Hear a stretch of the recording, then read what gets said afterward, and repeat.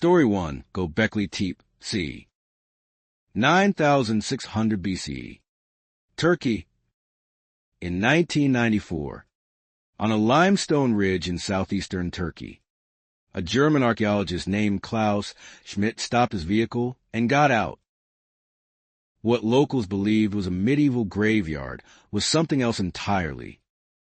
Beneath the soil were massive T-shaped pillars, some weighing over 15 tons, arranged in deliberate circular enclosures. No houses, no hearths, no farms, just stone, carved, erected, then buried. The site was named Göbekli Tepe. Its elevation was strategic, its layout intentional, and its date, initially assumed, was wrong. Something wasn't supposed to be here. Not yet. Radiocarbon dating of organic material embedded in the lowest layers returned dates around 9600 BCE. That is more than 6 millennia before Stonehenge. 7,000 years before the Egyptian pyramids.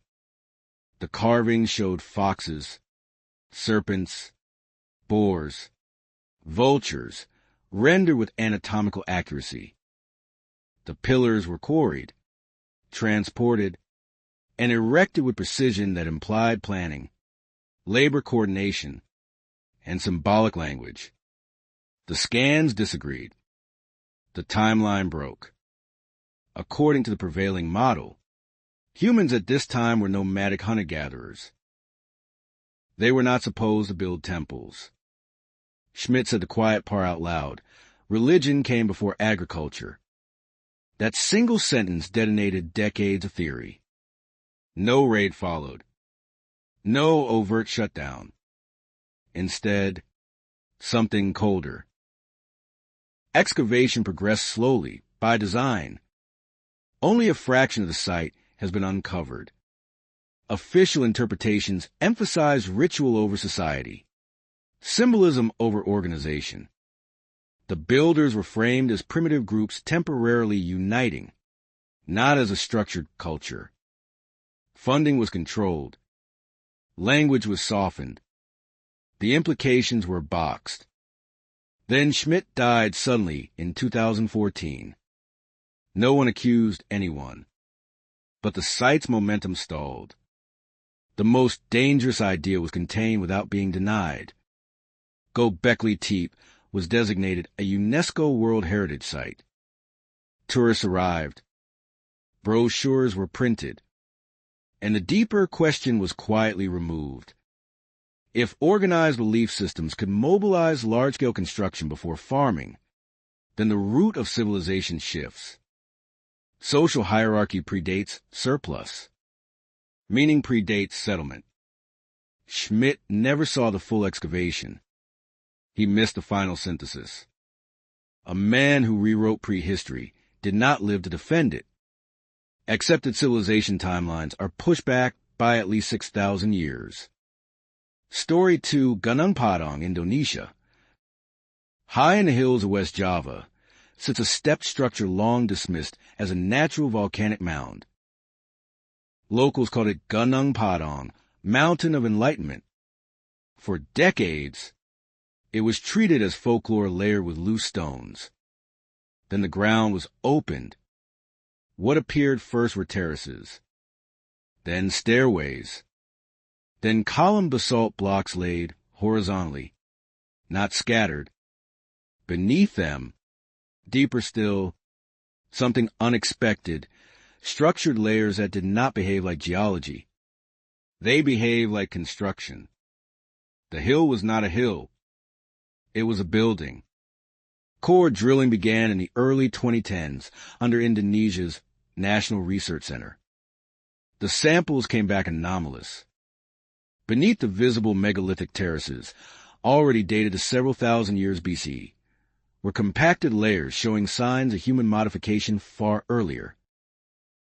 Some radiocarbon results suggested dates exceeding 20,000 years.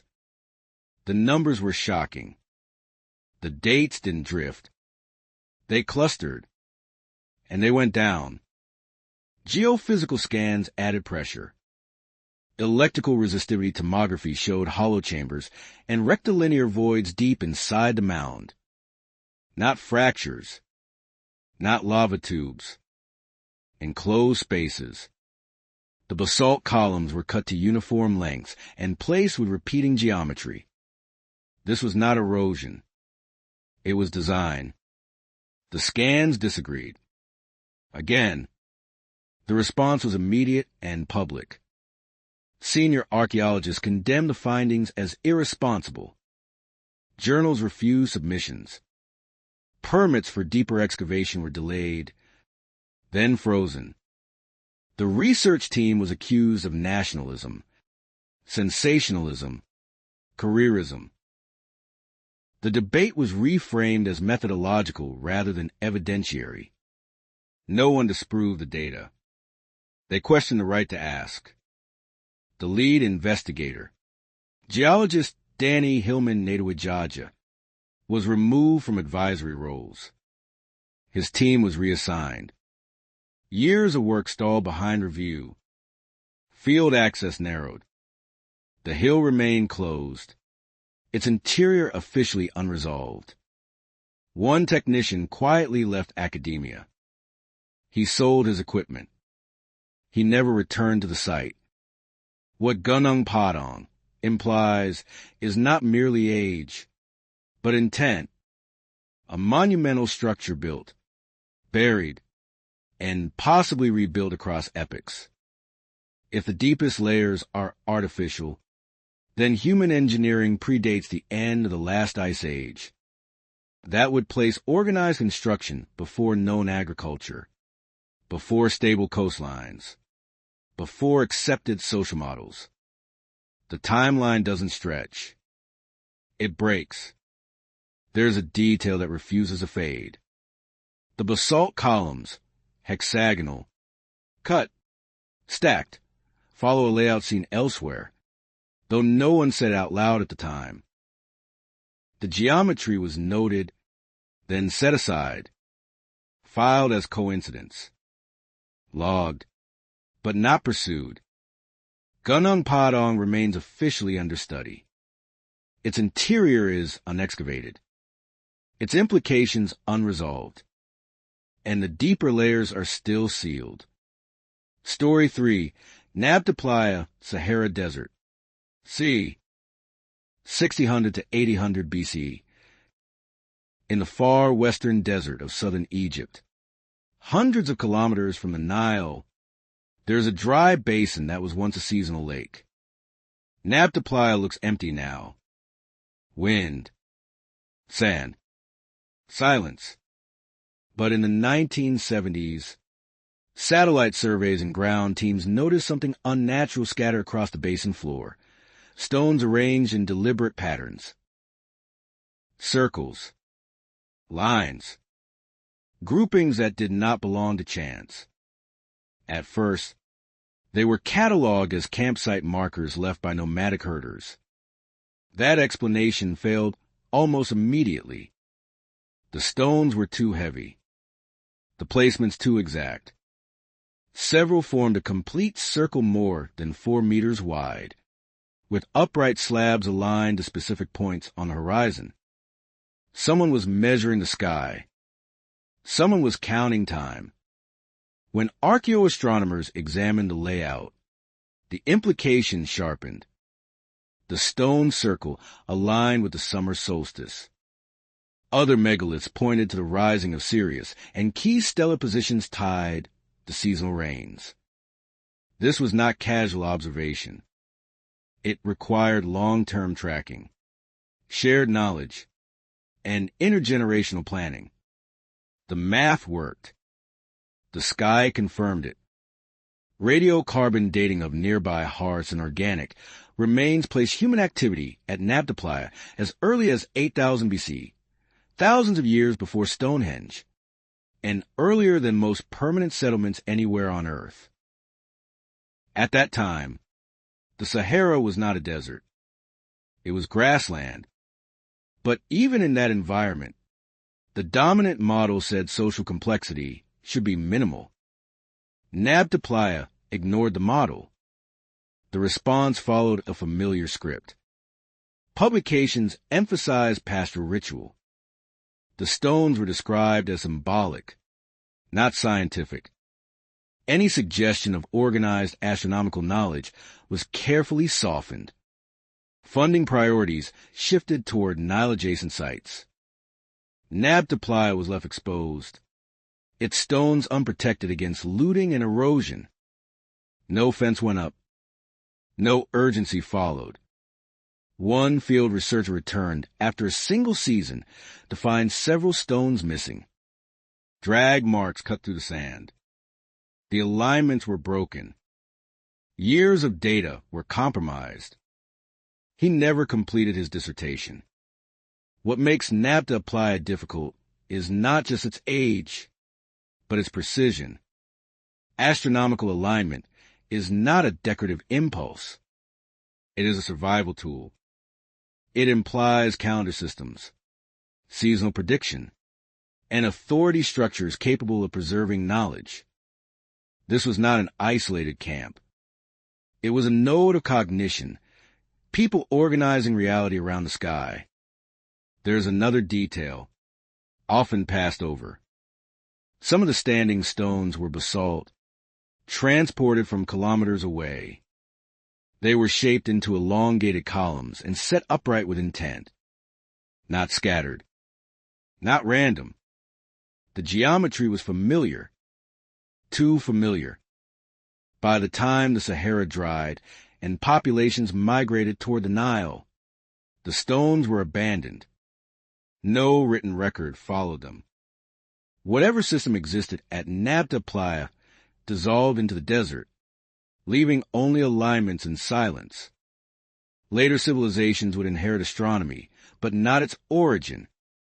Nabta Playa is now described as a precursor, a footnote, a curiosity without descendants. But it establishes something measurable. Organized astronomical architecture appears at least 3,000 years earlier than previously accepted, and far from any recognized cradle of civilization. If the first three cases were coincidences, the next one will test that theory. Story 4, Carol, Soup, Peru, c. 3000 to 1800 BC. On the arid coast of Peru, north of Lima, lies the Soup Valley. For decades, low mounds scattered across the plain were assumed to be natural hills shaped by wind and time. There were no ceramics on the surface, no visible art, nothing that fit the markers archaeologists were trained to look for. Then, in the late 1990s, systematic surveys began to peel the desert back. What emerged was Carol, a planned city, pyramidal platforms, sunken circular plazas, residential zones, all arranged along a deliberate axis tied to the valley and the sky. This was not a village that grew organically. It was designed, quietly, precisely, and far earlier than expected. Radiocarbon dating of woven reed bags used in construction returned dates around 3000 BCE. That placed Carol contemporary with the earliest dynasties of Egypt and Mesopotamia, but with a critical difference. There was no pottery, no metal, no written language. According to orthodox models, a society without those tools should not support urban-scale architecture. Carol did. The evidence pointed to complex social organization, labor coordination across thousands of people, central planning, acoustic engineering in plazas designed to carry sound, not bass recording systems, early quipu, suggesting information management without writing. Agriculture was present, but secondary. The economy appeared to rely on maritime resources traded inland. The system worked, without the expected markers. Recognition came slowly. Carol did not fit the script of technological progression. Its sophistication lacked the artifacts used to measure advancement. As a result, it remained marginal in textbooks. Funding lagged. Media attention focused elsewhere. The site was framed as anomalous rather than transformative. A civilization without ceramics was treated as incomplete. One local guardian watched looters strip exposed areas at night. He tried to intervene. He was threatened. He left the valley. The implications of Carroll are structural. It demonstrates that large-scale civilization can emerge without the technologies we assume are prerequisites. Social hierarchy, urban planning, and symbolic space appear before pottery and metallurgy. That reverses cause and effect. Tools do not create society. Society selects tools. Carroll also shows restraint. No defensive walls. No weapons caches. The architecture emphasizes gathering over fortification. This was a culture that organized people without visible coercion. How that authority functioned is still unresolved. Despite its age and scale, Carroll is often described as incipient. The word is doing heavy work. It contains a discovery without letting it rewrite the model. Advanced, but not too advanced. Early, but not too early. Carroll, Souk now stands as the oldest known urban center in the Americas. It should have forced a rethinking of how civilization begins. Instead, it was placed carefully within the margins. The pattern is tightening. And the next site abandons the margins entirely. Story 5. Beach Megaliths, Korean Peninsula, c. 1000 BCE and earlier. Across the western and southern regions of the Korean Peninsula, massive stone tables rise from fields and hillsides. They are called dolmens. Thousands of them, some weighing more than 100 tons.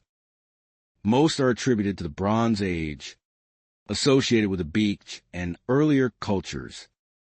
On paper, they are burial markers. In reality, they are engineering problems that have never been solved. The capstone to the issue. Single slabs of granite, quarried far from their final positions, lifted, transported, and placed atop supporting stones with precision. In some cases, the uprights are narrow. The margins for error are small. There are no ramps preserved. No tool marks consistent with bronze implements. The math fails. Every time. Archaeological surveys document consistency across regions separated by hundreds of kilometers. The dolmens follow shared proportions and orientations. This implies standardized knowledge, not improvisation. Transport models using sledges and rollers have been proposed, but the terrain complicates them.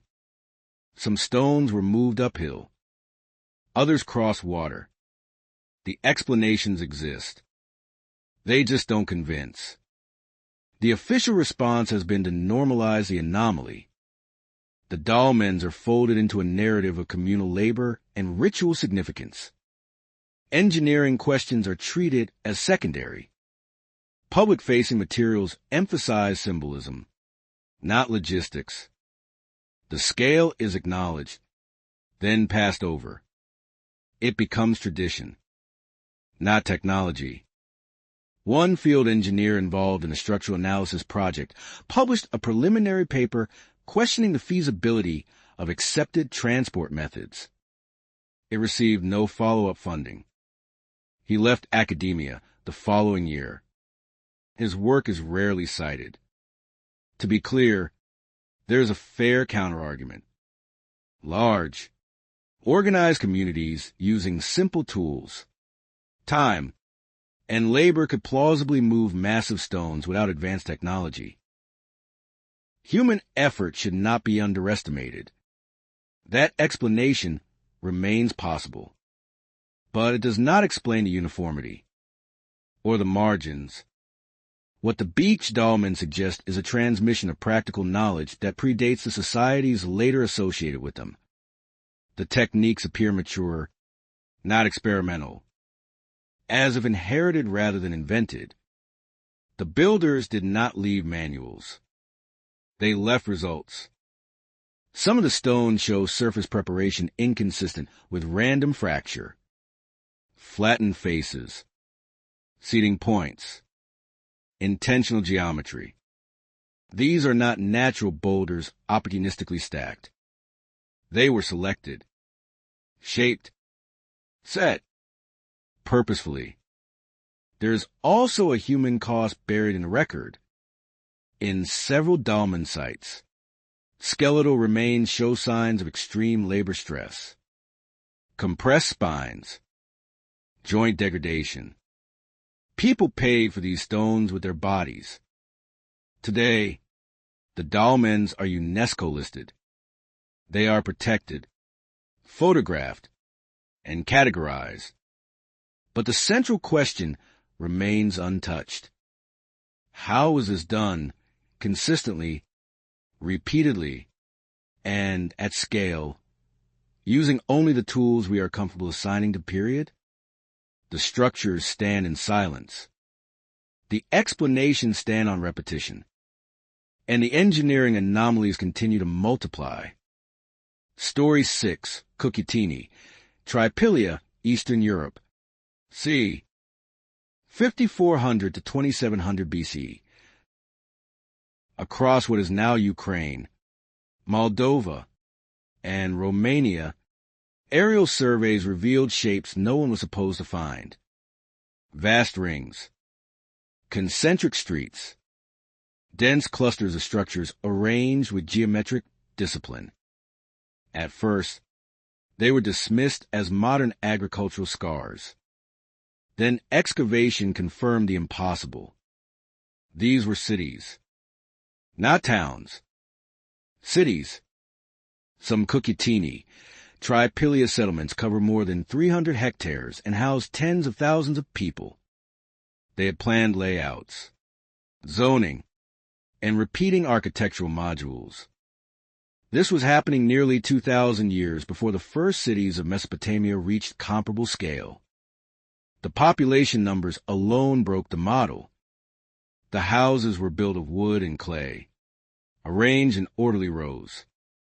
Storage pits suggested surplus. Artifacts showed sophisticated ceramic design, abstract symbolism, and standardized production. But there were no palaces, no obvious kings, no monumental temples. Authority, if it existed, was distributed or invisible. The structure worked. Without hierarchy we recognize.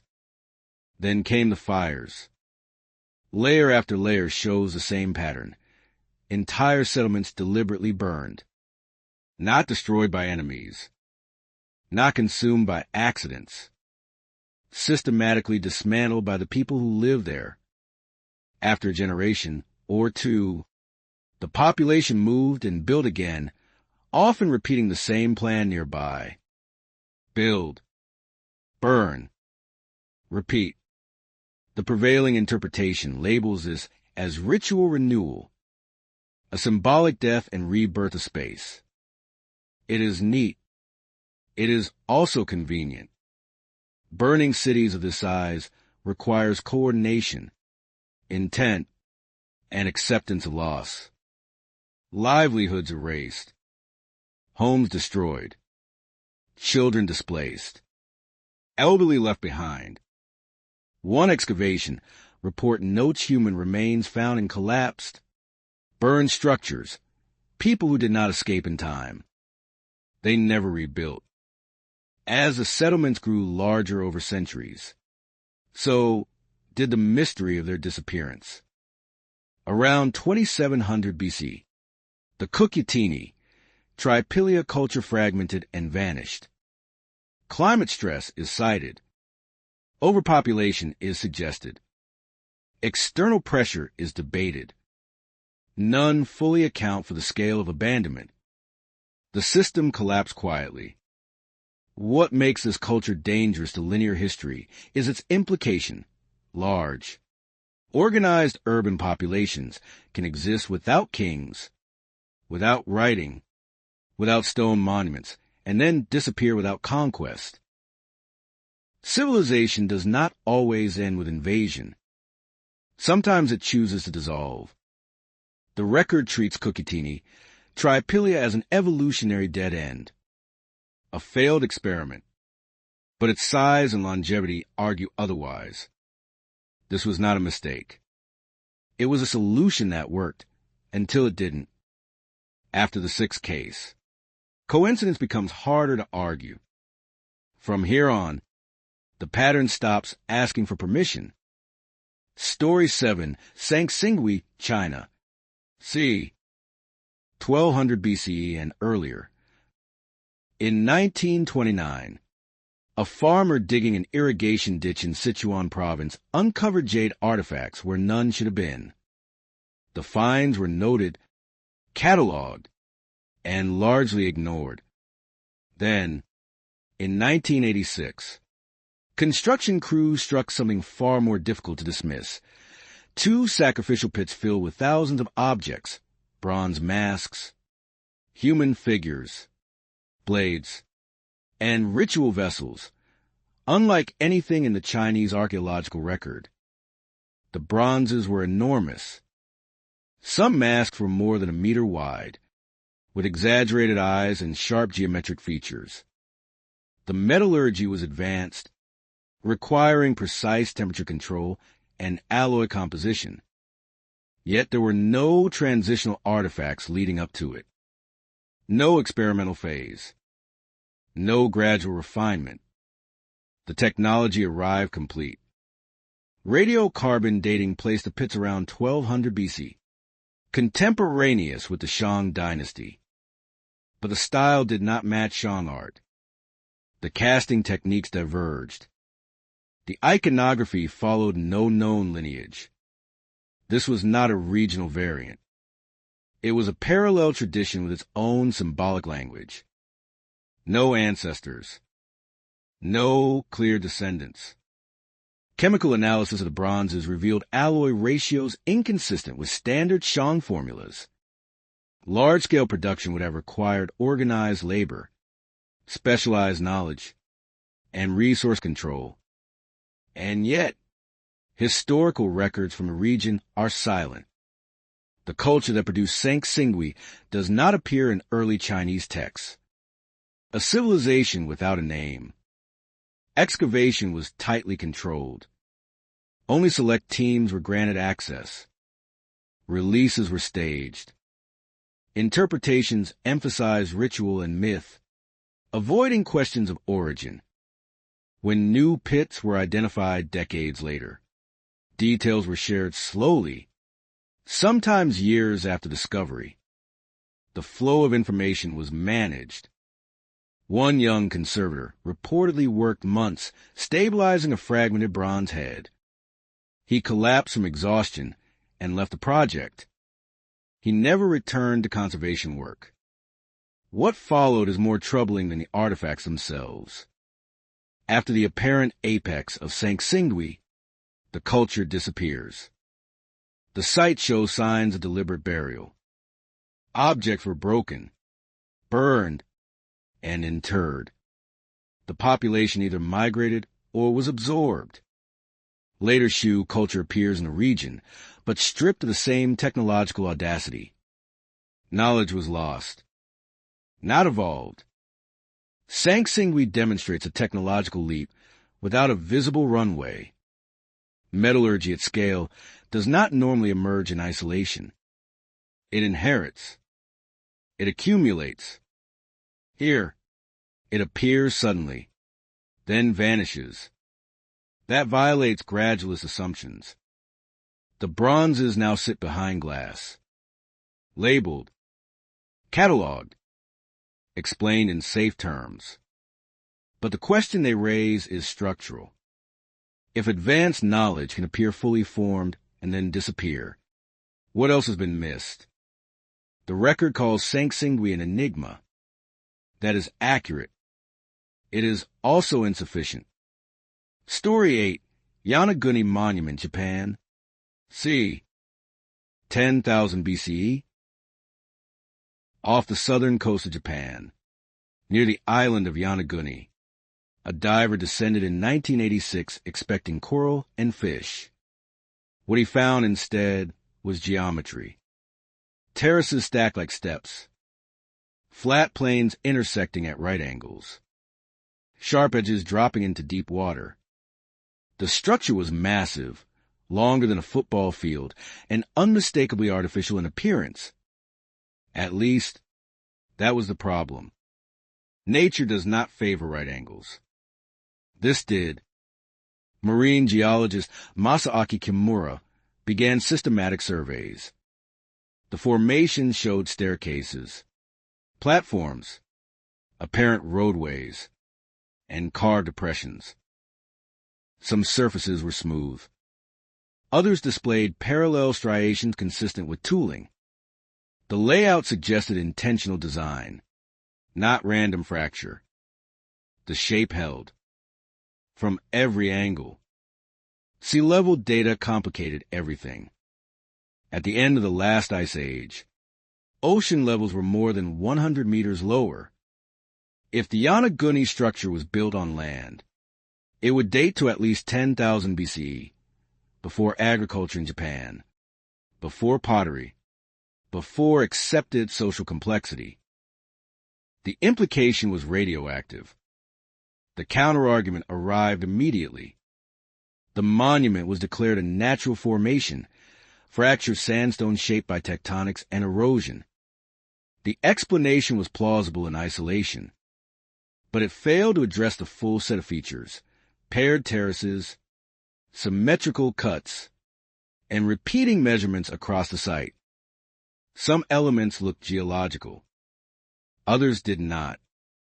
Access became the lever. Official designations limited further investigation. Funding favored natural explanations. Academic debate narrowed into a binary choice: nature or fantasy. There was no space for a third option, that it might be a modified natural base, shaped by human hands. The middle ground was erased. One local diver who assisted early surveys stopped participating after repeated warnings about liability and permits. He lost his charter business. The site became quieter. Then the comparison emerged. The step platforms and column-like fractures matched the pattern documented elsewhere: hexagonal basalt formations cut and stacked into terraces. The same geometry logged years earlier in Southeast Asia. Same angles, same proportions, same dismissal. This was not proof, but it was a fingerprint. Yanaguni sits at the edge of what archaeology is willing to tolerate. Underwater sites bypass the safety rails of stratigraphy and written record. They threaten timelines not by argument, but by presence. You either see the structure or you don't. The monument remains officially natural. The measurements remain published. The questions remain submerged. And if the sea is hiding one city, it is likely hiding others. Story 9, Bimini Road, Bahamas. c.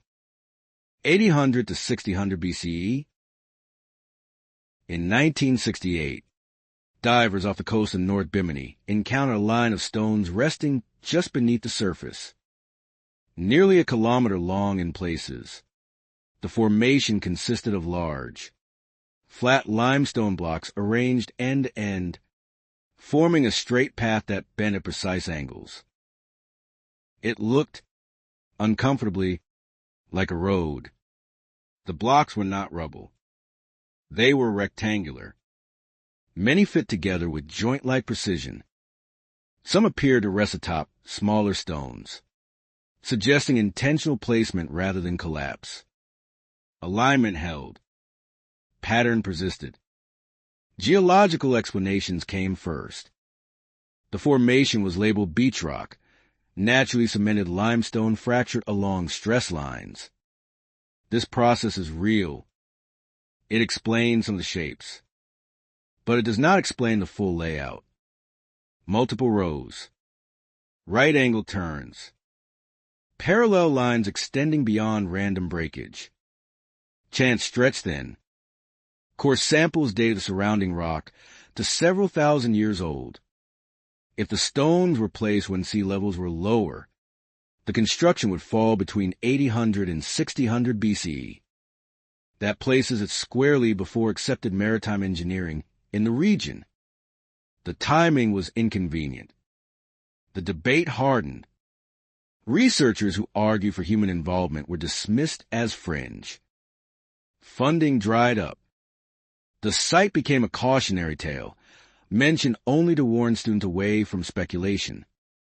Official summaries emphasized geology and omitted unresolved anomalies. The subject was closed by repetition. One surveyor who mapped the blocks in detail struggled to publish his findings. He died before they were widely circulated. His maps are still cited quietly. Then came the comparison that tied the thread.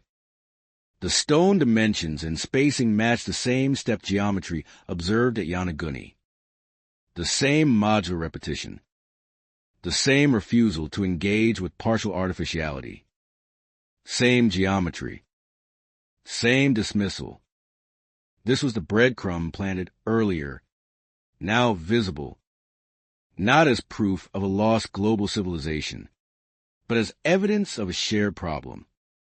When structures exist in liminal spaces, too old, too submerged, too inconvenient, they are not disproven. They are redefined. Bimini Road sits in shallow water, exposed to storms and erosion. No protective status guards it. Each hurricane shifts blocks, erasing context. The longer the debate lasts, the less evidence remains. Time finishes what classification began. If Bimini is natural, it is unusually ordered. If it is artificial, it is dangerously early. Either answer destabilizes something. 2 underwater sites. Same logic. Same outcome. The pattern is no longer subtle. And the final site brings it onto land, beneath everything we thought we understood. Story 10, Saqqara Shaft Complex, Egypt, depth unknown. South of Cairo, on the Saqqara Plateau, lies one of the most studied landscapes on Earth. Step pyramids. Mastabas, dynastic tombs layered neatly across time. But beneath that order is something else, vertical shafts cut deep into the bedrock, far below the levels assigned to early Egypt. Some of these shafts descend more than 30 meters. They are narrow, straight, and precisely cut. At the bottom sit chambers lined with massive stone blocks, some weighing several tons. Tool marks are present, but they do not cleanly match copper implements traditionally assigned to the period. The cuts are too clean, too consistent. Excavations in the late 20th century revealed sealed chambers containing stone boxes with no inscriptions. No cartouches. No names. They did not conform to dynastic burial customs. In some cases, the shafts were deliberately backfilled, as if to hide access rather than preserve remains. The intent was vertical and downward. Dating these features is difficult by design. They sit beneath later structures, contaminating stratigraphy. Organic material is scarce. What can be said is limited, but telling. Some shafts predate the step pyramid of Djoser, traditionally cited as Egypt's first monumental stone architecture. That alone is enough to cause friction. Access to the deepest levels has been restricted. Documentation is partial. Photography is controlled. Reports focus on known dynastic layers, treating the shafts as peripheral. They are described as storage, animal burials, or symbolic features. The possibility that they represent an earlier construction phase is rarely pursued. The question is postponed. One worker involved in a clearance operation was injured during a collapse and reassigned. He never returned to fieldwork. The shaft was sealed again. What makes Saqqara different from the previous sites is its position. This is not a marginal discovery. It sits beneath the foundation of one of history's most scrutinized civilizations. If complex stone engineering existed here earlier than acknowledged, then Egyptian civilization did not emerge. It inherited. There's a final detail often overlooked. Some shaft walls show signs of resurfacing, as if older cuts were modified later. Reuse. Adaptation. Continuity without credit. The record resumes. It does not begin. Saqqara forces a pivot. After temples without farmers, cities without kings, metallurgy without ancestors, and monuments beneath the sea, the question is no longer about outliers. It is about layers. What we call the beginning may simply be the highest surviving floor, and everything below it was sealed